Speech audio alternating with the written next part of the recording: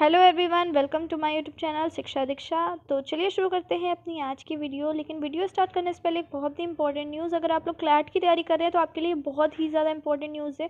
Unacademy आप लोगों के लिए बहुत सारी चीज़ें लेकर के आया है, जिसमें देखिए लिखा हुआ है brush up your skills for free. यानी कि अगर आप तैयारी कर रहे हैं और आप बहुत सारे कंटेंट आपको फ्री चाहिए, तो देखिए 1000+ फ्री क्लासेस हैं सिर्फ क्लैट के लिए।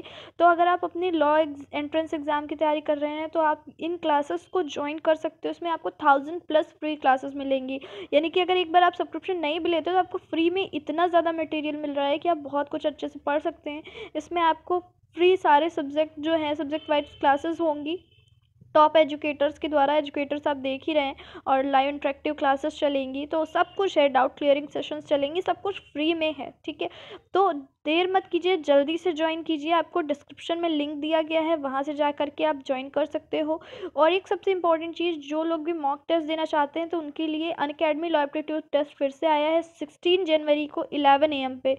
तो लेट मत कीजिए। अगर आप इसमें अच्छा कुछ कर ले जाते हो, ये भी एकदम फ्री ऑफ कॉस्ट है, तो आपको, अगर आप टॉप रैंक सिक्योर करते हो तो आपको 3 मंथ का अनअकैडमी फ्री सब्सक्रिप्शन मिलेगा। तो यानी यहाँ पे आपके लिए सब कुछ फ्री है, फ्री क्लासेस, फ्री सब्सक्रिप्शन, और टेस्ट भी यहाँ पे आपके लिए फ्री है। इसके साथ साथ अगर आप सब्सक्रिप्शन भी लेना चाहते हैं तो आप मेरा रेफरल कोड ज़रूर यूज़ कीजिए, जो कि है शिक्षा क्लैट। ठीक है, तो शिक्षा क्लैट रेफरल कोड यूज़ कीजिए, और ज़्यादा से ज़्यादा लोग जो है जुड़िए इसके साथ, क्योंकि इससे होगा क्या कि आप लोगों को सब कुछ फ्री ऑफ कॉस्ट भी मिलेगा, और फिर आप अपनी तैयारी देख पाओगे कि आपकी तैयारी कैसी चल रही है। तो चलिए शुरू करते हैं अपनी आज की video. Hello everyone, welcome to my YouTube channel Shiksha Diksha. तो चलिए शुरू करते हैं आज की अपनी वीडियो। आज की जो हमारी वीडियो है उसमें हम लोग बहुत ही इंपॉर्टेंट चीज़ देखने जा रहे हैं, जो कि है ब्लड के बारे में।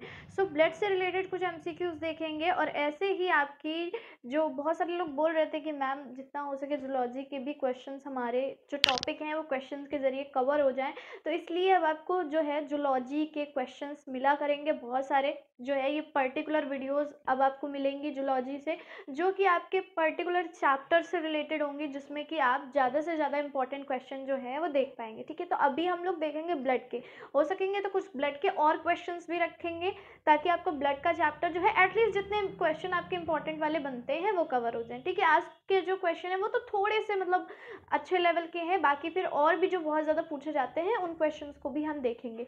तो जैसा कि आप जानते हैं, मानव में जो रक्त होता है, ठीक है, उसके वैसे तो बहुत सारे कार्य होते हैं, पर फिर भी कई तरह के स्पेशल कार्य भी होते हैं। इसके अलावा रक्त से पूछा जाता है कई तरीके के क्वेश्चन, जैसे पीएच मान पूछ लेते हैं। ठीक है, तो पीएच मान जो होता है, देखिए रक्त कुछ जो है क्षारीय प्रकृति का होता है, इसलिए आप लोगों को पता है कि क्षार जो है, क्षार का पीएच मान आपका कैसे रहेगा, 7 से कम रहता है। ठीक है, और जो चीज़ें न्यूट्रल होती हैं यानी कि उदासीन होती हैं, उनका पीएच 7 रहता है, और जो चीज़ें अम्लीय प्रकृति की होती हैं उनका पीएच मान 7 से अधिक होता है। तो अभी आपके लिए एक क्वेश्चन है मेरे पास कि आप जल्दी से मुझे कमेंट में बताइए कि रक्त की पीएच वैल्यू कितनी होती है। ठीक है, ये मैंने आपको एक हिंट दी है कि 7 से कम में ही आएगा। ठीक है, तो आपको मुझे बताना है कि कितना होता है रक्त का पीएच मान। तो चलिए शुरू करते हैं हम अपनी आज की वीडियो के कुछ इंपॉर्टेंट क्वेश्चन, बाकी फिर रक्त हम लोग और भी डिटेल में पढ़ेंगे। सो है क्या कि अभी हम लोग जो है चैप्टर कवर करेंगे MCQs के थ्रू। ठीक है, क्योंकि डिटेल में चैप्टर पढ़ाने में काफ़ी टाइम होता है, और फिर अभी हम लोग पास इतना टाइम नहीं है कि हम लोग एक एक चैप्टर डिटेल में पढ़ें। अभी हम लोगों को उनको क्वेश्चन से क्लियर करना है। ठीक है, तो आते हैं अपने पहले क्वेश्चन के ऊपर।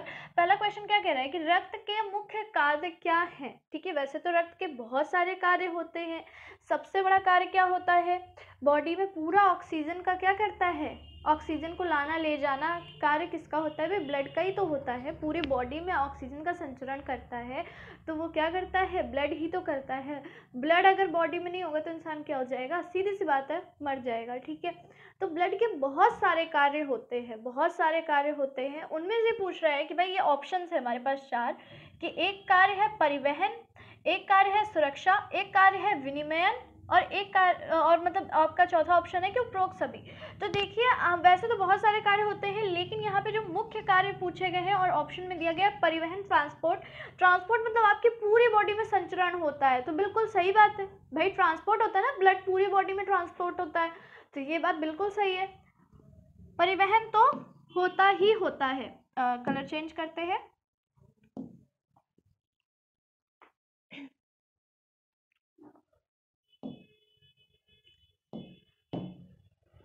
सॉरी अभी थोड़ा सा कलर चेंज नहीं हो रहा है, कुछ प्रॉब्लम आ रही है, चलिए कोई बात नहीं।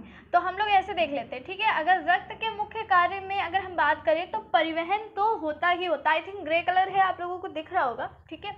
उसके बाद देखिए दूसरा लिखा हुआ है सुरक्षा यानी कि प्रोटेक्शन।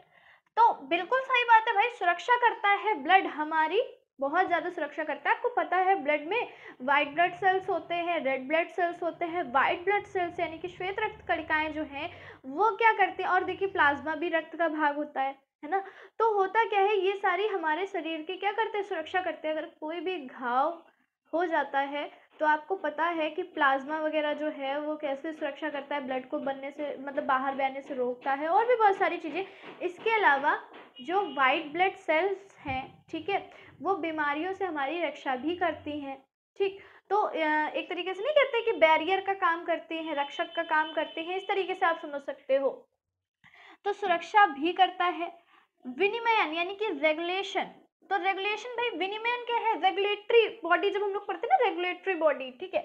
तो पूरा विनिमयन का कार्य भी ब्लड का हमारा होता है।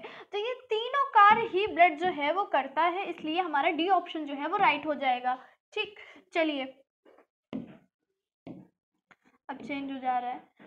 तो देखिए ये आपका लिखा हुआ है रक्त के तीनों मुख्य कार्य परिवहन, संरक्षण और विनिमयन है। चलिए आते हैं हम लोग अपने नेक्स्ट क्वेश्चन पे। नेक्स्ट क्वेश्चन क्या कह रहा है, निम्नलिखित में से कौन सा पदार्थ रक्त द्वारा ट्रांसपोर्ट किया जाता है। कौन सा पदार्थ है जो कि रक्त द्वारा ट्रांसपोर्ट यानी कि परिवहन, भाई किस चीज का रक्त परिवहन करता है। अभी मैंने आपको स्टार्ट करने से पहले ही बताया, क्वेश्चन स्टार्ट करने से पहले बताया कि भाई बॉडी क्या करती है, हमारे शरीर बॉडी में क्या होता है, ब्लड क्या करता है कि हमारे शरीर में ऑक्सीजन को लाता है, फिर उसके बाद किसको ले जाते हैं भाई, कार्बन डाइऑक्साइड।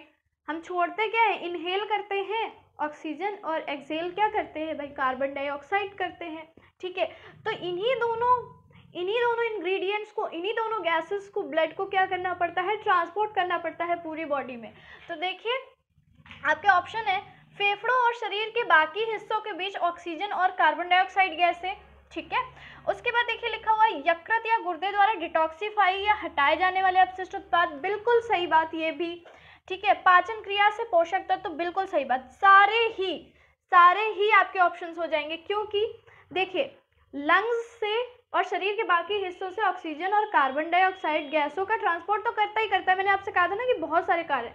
अब देखिए दूसरा कार्य क्या है कि जो हमारा लिवर है और जो हमारी किडनी है, उनसे जो भी डिटॉक्सिफाई होकर जो अपशिष्ट पदार्थ होता है, ठीक है, वो सारा भी हमारे ब्लड में मिलता है। फिर धीरे धीरे क्या होता है कि वो जितने भी अपशिष्ट पदार्थ हैं वो यूरिन के थ्रू हमारे बॉडी से निकल जाते हैं, लेकिन ब्लड उनको भी क्या करता है, हटाने का कार्य करता है। तो ये चीज़ डिटॉक्सिफिकेशन का जो काम है उसमें हेल्प करता है, ठीक। तो ये भी आपका सही बात है और ये भी आपकी सही बात है, ठीक है। उसके बाद तीसरा ऑप्शन कह रहा है पाचन क्रिया से पोषक तत्व, तो बिल्कुल सही बात। पाचन क्रिया से पोषक तत्व, देखिए जब भी हम कुछ खाते हैं, ठीक है, जब भी हम कुछ खाते हैं तो क्या होता है, खाना क्या हमारी बॉडी में लगता कैसे है खाना, ठीक है। मान लीजिए हमने कुछ भी खाया, कुछ भी हमने मान लीजिए कार्बोहाइड्रेट से युक्त कोई भोजन खाया, यानी कि हम लोगों ने चावल खाया। अब है क्या, हमारी बॉडी को ग्लूकोज मिला, कार्बोहाइड्रेट, जिससे फिर आगे चल के मंड बनती है, शर्करा बनती है, जिसको कि हम ग्लूकोज वगैरह भी बोलते हैं। तो होता क्या है कि वो सारे इंग्रेडिएंट्स, वो सारे पोषक तत्व तो जो है हमारे रक्त में मिलते हैं, ठीक है। अब जब आप देखते हैं जब कोई बीमार व्यक्ति होता है तो उसको डायरेक्टली उसको क्या किया जाता है, क्योंकि वो खाना खाने की अवस्था में नहीं होता है, तो उसको क्या किया जाता है, ग्लूकोज चढ़ाया जाता है। तो वो ग्लूकोज क्या होता है, ब्लड में मिल जाता है, और सारे मतलब जो हमें पोषक तत्व तो ऐसे प्राप्त होते हैं, वही वो एक तरीके से पोषक तत्व तो ब्लड के माध्यम से पूरे शरीर में पहुंचा देता है ग्लूकोज, ठीक है। तो बस यही कार्य होता है कि जो है पाचन क्रिया से पोषक तत्व जितनी भी मतलब पोषक तत्व, जितने भी न्यूट्रिएंट्स होते हैं वो पाचन क्रिया के थ्रू, मतलब जो डाइजेस्टिव सिस्टम होता है उसके थ्रू ब्लड में मिल जाते हैं। और फिर ब्लड क्या करता है भाई, पाचक जैसे ही उसमें पाचन शुरू हो जाता है, खाने का पाचन जैसे शुरू हो जाता है, जैसे ही न्यूट्रिएंट्स ब्लड में मिलने लगते हैं, तो ब्लड हमारा क्या करता है, उसको पूरे शरीर के सारे भागों में पहुंचाता है, और हमारे शरीर को एनर्जी वगैरह कैसे मिलती है, ऐसे ही तो मिलती है, ठीक है। चलिए उसके बाद देखिए डी ऑप्शन है उपरोक्त सभी, तो ये बिल्कुल आपका राइट आंसर हो गया, ठीक। चलिए आते हैं दूसरे क्वेश्चन पे। इसको थोड़ा सा देख लीजिए, लिखा हुआ है, वैसे मैंने आपको समझा दिया है, पर फिर भी इस चीज को हम लोग देख लेते हैं। रक्त फेफड़ों और शरीर के बाकी हिस्सों के बीच ऑक्सीजन और कार्बन डाइऑक्साइड जैसे गैसों सहित कई पदार्थों को स्थानांतरित करता है। पाचन तंत्र से पोषक तत्व यकृत या गुर्दे द्वारा डिटॉक्सिफाई होते हैं, ठीक है, दूसरे ऑप्शन के लिए लिखा हुआ है। और अपशिष्ट उत्पाद ग्रंथियों से हार्मोन, कोशिका और त्वचा से गर्मी, भाई त्वचा से जो गर्मी से स्वेट निकलता है ना, तो फिर ये सारी चीज़ें शरीर के तापमान को विनियमित करने में मदद करती हैं। तो ये आपका कुछ एक डिटेल में थोड़ा सा बताया गया है। देखिए होता क्या है, जो हमारा स्वेटिंग होती है, हमें पसीना जो निकलता है, वो पसीने का कार्य क्या होता है, हमारी ग्रंथियां पसीना निकालती है ताकि हमारी बॉडी का टेम्परेचर जो है वो एक सा रहे, ठीक है, कम ज़्यादा ना हो। उससे होता क्या है कि जब ज़्यादा गर्मी होती है, तो इसीलिए कि हमें ज़्यादा गर्मी ना फील हो, हमारी बॉडी क्या करती है, पसीना बनाती है, स्वेटिंग करती है, ताकि हमें ज़्यादा गर्मी ना लगे, ठीक है, हमारा टेम्परेचर जो है वो एक सा रहे। चलिए, बाकी मैंने आपको डिटेल में अभी समझाया था। अब देखिए नेक्स्ट क्वेश्चन क्या है। लाल रक्त कोशिकाओं यानी कि रेड ब्लड सेल्स को किसके रूप में भी जाना जाता है। अब आपसे पूछ रहे हैं किसके रूप में जाना जाता है। आपके पास ऑप्शन है एरिथ्रोसाइट्स, प्लेटलेट्स, ल्यूकोसाइट्स या फिर उपरोक्त में से कोई नहीं। तो देखिए रेड ब्लड सेल्स जो हैं, पूछ रहे हैं उसको किसके रूप में जाना जाता है। भाई रेड ब्लड सेल्स को एरिथ्रोसाइट्स भी कहा जाता है, ये चीज़ याद रखिएगा। रेड ब्लड सेल जो होती है, लाल रक्त कणिकाएं, उनको हम एरिथ्रोसाइट्स के नाम से जानते हैं। अभी प्लेटलेट्स, ल्यूकोसाइट्स का मैं आपको आगे चल के बताती हूँ, ठीक है। देखिए यहाँ पे आप थोड़ा सा समझ जाएंगे। लाल रक्त कोशिकाओं को एरिथ्रोसाइट्स कहा जाता है, इसके रूप में जाना जाता है। और सफेद रक्त कोशिकाएं जो, जिनको हम बोलते हैं WBC यानी कि व्हाइट ब्लड सेल्स, उनको हम बोलते हैं ल्यूकोसाइट्स, ठीक है, उनको क्या बोलते हैं, ल्यूकोसाइट्स। बीमारियों से हमारी मुख्यतः रक्षा कौन करती है, ये ल्यूकोसाइट्स करती हैं। होता क्या है, देखिए प्लेटलेट्स तो आपका एक कॉमन वर्ड हो गया, ठीक है, प्लेटलेट्स तो आपका एक कॉमन वर्ड हो गया जिसमें आपको प्लाज्मा वगैरह हर एक चीज चेक होती है, तो वो नहीं। रेड ब्लड सेल्स को स्पेशली अगर हम नाम लेंगे तो वो बोलेंगे हम एरिथ्रोसाइट्स, ठीक है, याद रखिएगा। चलिए उसके बाद देखिए नेक्स्ट क्वेश्चन क्या आता है। प्लेटलेट्स को और किस नाम से जाना जाता है, ठीक है, प्लेटलेट्स जो होती हैं उनको और किस नाम से जाना जाता है। अब देखिए यहाँ पे अभी आपने देखा कि हम लोग व्हाइट ब्लड सेल्स को बोलते हैं ल्यूकोसाइट्स और रेड ब्लड सेल्स को हम लोग बोलते हैं एरिथ्रोसाइट्स। अब बात कर रहा है ये प्लेटलेट्स की, जो मतलब मोस्टली जो प्लाज्मा वगैरह जो होता है, जिसकी नहीं जैसे डेंगू वगैरह होता है तो हमारी प्लेटलेट्स सीधे डाउन होने लगती हैं। तो अब प्लेटलेट्स की अगर बात कर रहा है ये, तो देखिए लिखा हुआ है कि प्लेटलेट्स को और किस नाम से जाना जाता है। ग्रेन्युलोसाइट्स बोलते हैं, मोनोसाइट्स बोलते हैं, थ्रोम्बोसाइट्स बोलते हैं या फिर ग्लोब्यूलिन बोलते हैं, ठीक है। तो क्या बोलते हैं भाई, थ्रोम्बोसाइट्स बोला जाता है। प्लेटलेट्स को हम लोग स्पेशली अगर नाम दें तो उनको क्या बोला जाता है, थ्रोम्बोसाइट्स बोला जाता है, याद रखिएगा, ठीक है। आपका रेड ब्लड सेल्स एरिथ्रोसाइट्स, आपकी व्हाइट ब्लड सेल्स ल्यूकोसाइट्स और आपकी प्लेटलेट्स क्या बोली जाएंगी, थ्रोम्बोसाइट्स, याद रखिएगा इस चीज को, ठीक है। अब देखिए प्लेटलेट्स को थ्रोम्बोसाइट्स के रूप में भी जाना जाता है।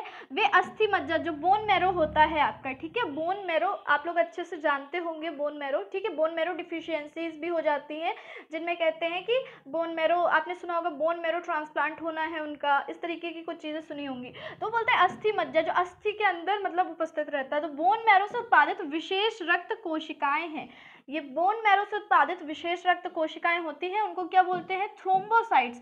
ये ही क्या होती हैं, बिल्कुल से डाउन होने लगती हैं जब क्या होता है, डेंगू वगैरह होता है, तो ये एकदम से इनका स्तर गिरने लगता है, ठीक है, और फिर जो है डेथ के चांसेस आ जाते हैं। तो आपने देखा होगा जब भी किसी को डेंगू या इस तरह का कोई भी बीमारी होती है, तो उसमें होता क्या है कि जब ब्लड लेते हैं ना डॉक्टर, तो वो ब्लड ऐसा नहीं कि सीधा चढ़ा दिया, ब्लड से इसी थ्रोम्बोसाइट्स को अलग करते हैं, इन्हीं प्लेटलेट्स को, यही प्लेटलेट्स काउंट गिरता जाता है तो इन्हीं प्लेटलेट्स को चढ़ाया जाता है, ठीक है। ऐसा नहीं कि डायरेक्ट ब्लड लिया किसी का, अगर सिंगल मतलब सेम ब्लड ग्रुप का भी ब्लड है तो ऐसा नहीं कि सेम ब्लड ग्रुप का है तो चढ़ा दो बस, नहीं, उस ब्लड ग्रुप से क्या करते हैं कि इसको प्लेटलेट्स को अलग करते हैं और उसके बाद फिर उसको मरीज को चढ़ाया जाता है, क्योंकि उसमें इसी चीज़ की कमी होती है, थ्रोम्बोसाइट्स की, ठीक है।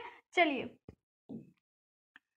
आते हैं नेक्स्ट पे, उन घटकों का नाम बताइए। घटक मतलब कंपोनेंट, ठीक है, यहाँ पे थोड़ा सा मतलब हिंदी इंग्लिश में लिखा है, लेकिन कुछ चीज़ें हिंदी में ही लिख जाती है तो कुछ लोग कंफ्यूज हो जाते हैं, उनके लिए बता दे रहे हैं, ठीक है। उन कंपोनेंट्स का नाम पूछ रहा है जो कि प्लाज्मा में पाए जाते हैं। अब देखिए प्लाज्मा की यहाँ बात आ रही है ना, तो अब पूछ रहा है कि प्लाज्मा में कौन कौन से कॉम्पोनेंट्स पाए जाते हैं। अब देखिए पूछ रहा है, देखिए लिखा हुआ है प्रोटीन्स, जी, प्लाज्मा में प्रोटीन पाए जाते हैं, बिल्कुल पाए जाते हैं। गैसेस, ठीक है, बिल्कुल गैसेस भी पाई जाती हैं, न्यूट्रिएंट्स भी पाए जाते हैं। तो यानी कि उपरोक्त सभी, प्लाज्मा जो है ये इन सबका मिश्रण होता है, प्रोटीन, गैसें और ये आपके न्यूट्रिएंट्स, इन सभी का जो है मिश्रण होता है। देखिए प्लाज्मा में अमीनो एसिड, ठीक है, अमीनो एसिड ही आपका मेनली प्रोटीन के लिए जिम्मेदार होता है, प्रोटीन अलग से वैसे लिख दिया गया है, ठीक है।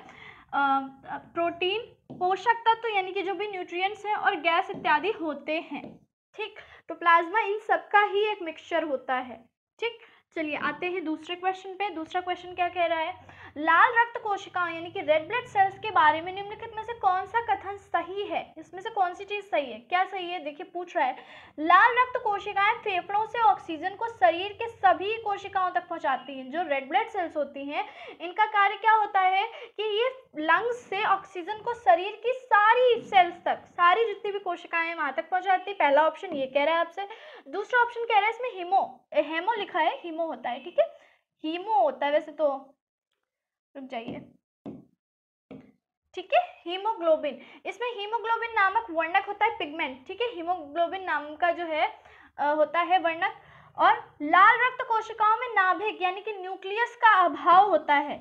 उपरोक्त सभी सही है, तो बिल्कुल ये भी सही बात है भाई, लंग्स से ऑक्सीजन को शरीर की सभी कोशिकाओं तक लाल रक्त कणिकाएं जो है वो पहुंचाती हैं, ठीक है।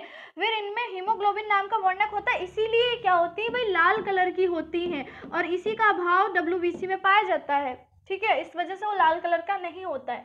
तो इसमें हीमोग्लोबिन नामक वर्णक होता है, यही इसके लाल रंग के लिए उत्तरदायी होता है, ठीक है।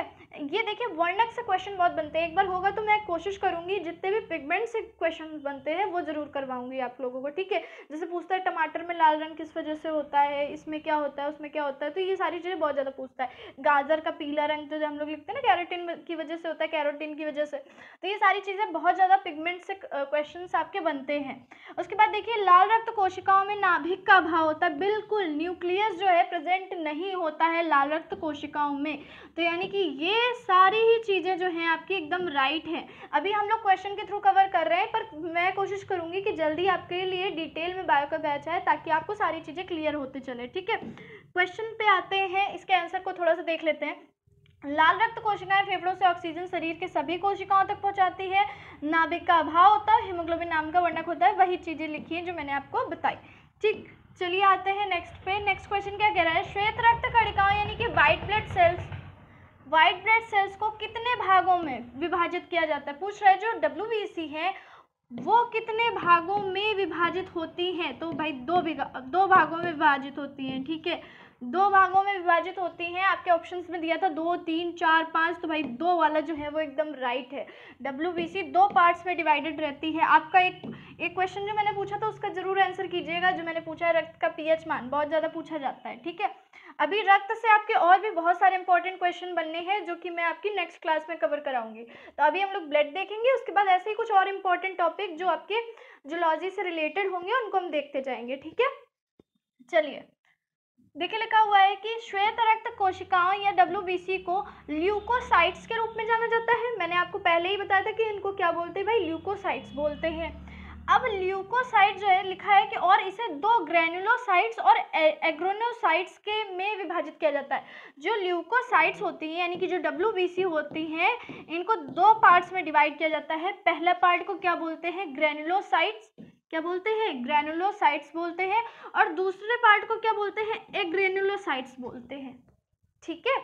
एक पार्ट ग्रेनुलोसाइट्स और एक पार्ट एग्रेनुलोसाइट्स होता है। तो बस अभी आपको इसका ज़्यादा डिटेल में नहीं जाना, आपको इतना ही समझना है कि 2 पार्ट्स में डिवाइड की जाती है WBC, एक ग्रेनुलोसाइट्स एक एग्रेनुलोसाइट्स, ठीक। तो कभी भी अगर क्वेश्चन आए कि WBC के कितने भाग होते हैं, ठीक है, या अगर हिंदी में ऐसे पूछ ले ल्यूकोसाइट्स कितने भागों में विभाजित होती है, तो 2 भागों में, ग्रेनुलोसाइट्स और एग्रेनुलोसाइट्स, ठीक। आई होप आज के जो कुछ क्वेश्चन थे आप लोगों को समझ में आए होंगे। मैंने कोशिश की है कि एक एक क्वेश्चन को मैं थोड़ा सा आपको डिटेल में समझाऊं। बाकी मोस्ट इंपॉर्टेंट क्वेश्चन कुछ और भी ब्लड से बचते हैं जो कि आपके बहुत ज़्यादा पूछे जाते हैं, जैसे कि अभी तो एक मैंने आपको होमवर्क के लिए दिया, वो क्वेश्चन भी आपका बहुत ज़्यादा पूछा जाता है। फिर ब्लड से रिलेटेड बहुत सारे क्वेश्चन, ग्रुप से रिलेटेड क्वेश्चन, किसने खोज की ब्लड ग्रुप की, ये क्वेश्चन, इस तरीके के बहुत सारे क्वेश्चन जो कि आपके लिए इंपॉर्टेंट है, मैं उनको एक नेक्स्ट क्लास में कराऊंगी, ठीक है। तो अब ये आपको बायो की वीडियोस जो हैं कुछ मतलब 10 से 15 वीडियोज़ होंगी जो कि आपको मैं कोशिश करूँगी कि एक समझ लीजिए एक छोटा सा क्रैश कोर्स टाइप का हो गया जो कि हमने एमसीक्यू की में कवर कर लिया। फिर मैं कोशिश करूँगी कि आप लोगों के लिए जल्द ही एक अच्छा सा बैच लाऊँ जिसमें कि डिटेल में हम लोग अच्छे से पढ़ें और साथ में क्वेश्चंस भी करें, ठीक है। तो अगर आपको ये वीडियो अच्छी लगी हो तो लाइक करना मत भूलिएगा और वीडियो को ज़्यादा से ज़्यादा शेयर कर दीजिए ताकि सभी लोगों के पास ये वीडियो पहुँचे।